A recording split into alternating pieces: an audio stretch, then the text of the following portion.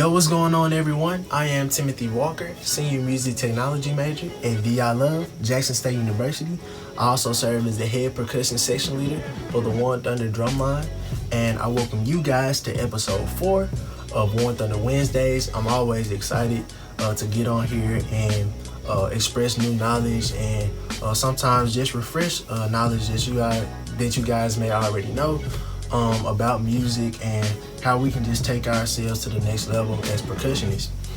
Today's episode, we're going to be focusing on what are accents and talk a little bit about time signature. These are some of the most important elements in music, and there are many more. But with these, pretty much with accents, they allow you to be able to have some type of dynamic contrast in music, and with time signature, it's pretty much the blueprint of how you're going to approach the music when it comes to counting. So we're going to hop right into that. Make sure you get your sticks and pad, and let's get to it. So what are accents, right? So an accent is a note that has been emphasized or has a stronger attack on it, right? And it could be a set of notes, and also maybe a chord if you're playing a marimba piece or a piano piece, right?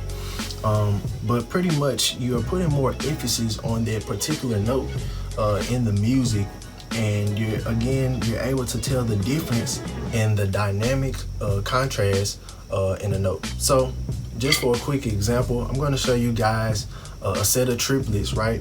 And then I'm going to place an accent on the downbeat of each triplet so that you know the difference between the regular triplets and the triplets with the accents. So here's the first.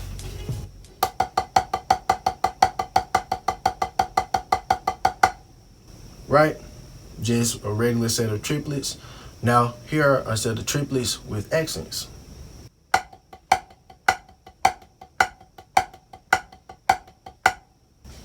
Right? Pretty simple, straight to the point. In those accents, or the ability that accents have, they kind of can let you know the pulse of the song, or the pulse of the rhythm, right? It kind of helps you to stay afloat of the piece, and you usually can get back on track sometimes in the music if you are counting using accents maybe. I always like to put emphasis on the downbeat as I'm counting through my music to know that I am continuously moving throughout the music. So that's just a good tip to keep in mind as you're practicing your music and as you're playing music with the ensemble. Sometimes it can get tricky when you're playing with the ensemble and you might get lost in the music. So always think about putting the downbeat or emphasis on the downbeat when you're reading music on each measure. And another way to make sure that you are counting the appropriate way inside of music is knowing the time signature.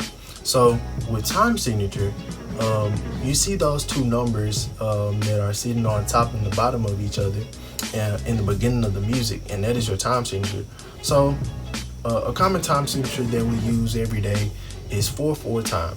That 4 on the top represents how many beats are in that measure. The 4 on the bottom represents what type of beat or what type of note gets the beat, right? So if you see a 4 on the bottom, you automatically know that the note that's getting the beat is a quarter note. If you see an 8 underneath it, it'll probably be an 8th note, and then so on and so forth with 16th notes and 32nd notes. So in the cadence that we're going to show you guys today, called time change. Time change is a warm-up cadence that we play here in the Warren Thunder percussion section. We use it to be more diverse. We not only play, things like 4/4 and 3/4, but we've also expanded our horizon and use different time signatures like 7/8 and 5/8. And I'm going to give you guys a quick demonstration on how to count 7/8 and 5/8 within music. So here's our first example of how you would play the first part of our warm-up cadence.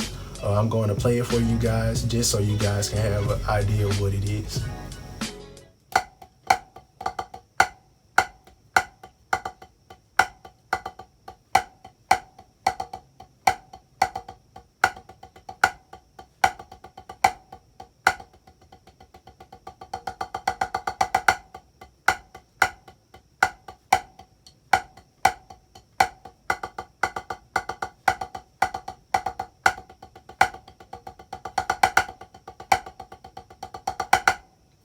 right?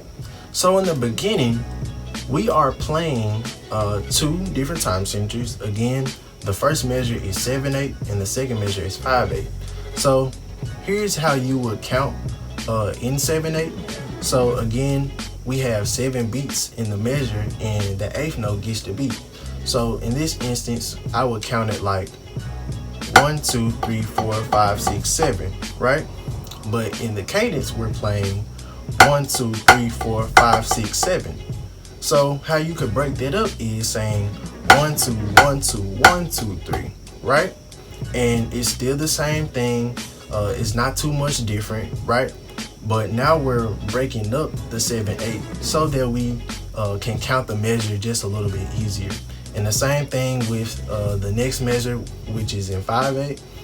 We will count that as 1, 2, 1, 2, 3, or 1, 2, 1, 2, 3, right? And those accents help us tell the difference between each beat of the measure.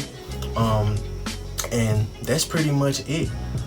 So if you guys have any questions about, how to count different other time signatures in music, always reach out to us, leave some comments in the comment section below.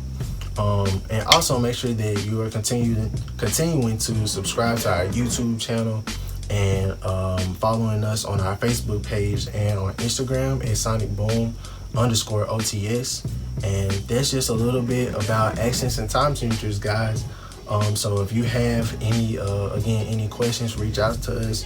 Also stay tuned for our video of time change, so you can kind of have the idea of how accents and time signature is being used throughout their cadence. See you next time.